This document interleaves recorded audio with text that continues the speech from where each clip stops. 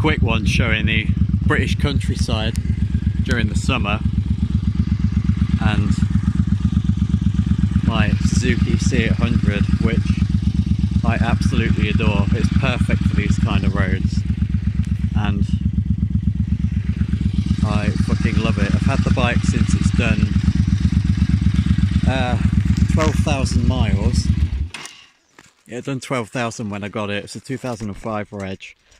And let's see what the mileage is now actually.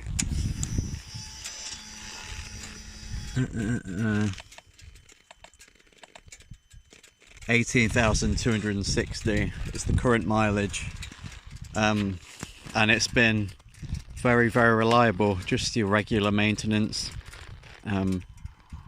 Your oil changes, tyres, brakes, braided brake hose. One common thing on these bikes is the shaft drive is not lubricated enough from the factory, which is located down here.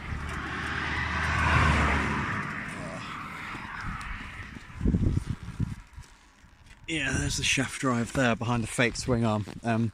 They don't lube it enough from the factory, so they're prone to failure eventually when they get rust in them, and they can strip the splines on the shaft drive. It's easy to do. You can remove it yourself, just jack the bike up and take the rear wheel off, hammer off the old weather seal, clean it all up, put some molly grease on there, and then put a new seal on, and then you'll be good for a few years, I would say, before you have to do it again.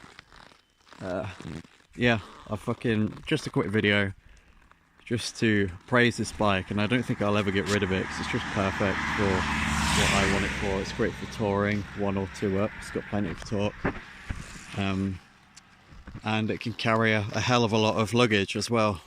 You can always use this to strap even more on, and I've got those 2 big saddle bags there. Could put a tank bag on if you really wanted. So yeah, it's great for touring. It could do with the 6th gear. Saying that, it will cruise at 80 miles an hour just fine, all day long, but your fuel economy will suffer a little bit at 80. 70 is the sweet spot.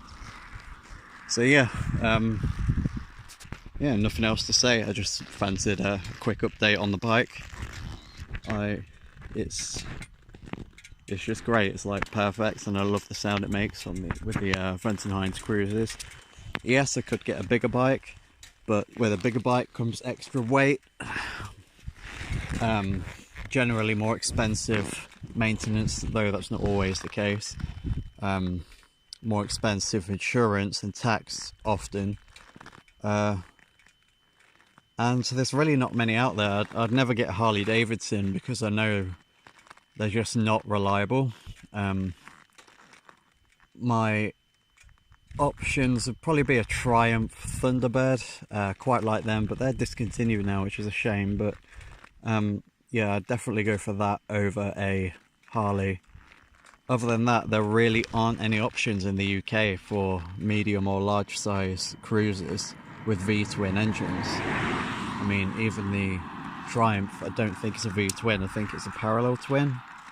I might be right in saying. And the Harley Davidsons in this country are massively overpriced, because obviously it's an American brand, and people here seem to think they're worth their weight in gold, which they just aren't, in my opinion.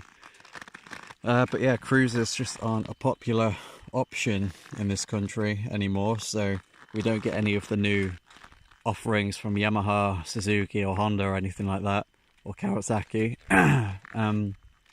So yeah, I really can't see a decent bike to replace this with, and as well as that, I don't really want to replace this. Like I said, it's everything I want in a motorbike, so there you go. If you were thinking of getting one for like your first big cruiser bike, I'd fully recommend it. This is the fuel injected version, the Suzuki C50 in America. Look after the engine, it will treat you just fine.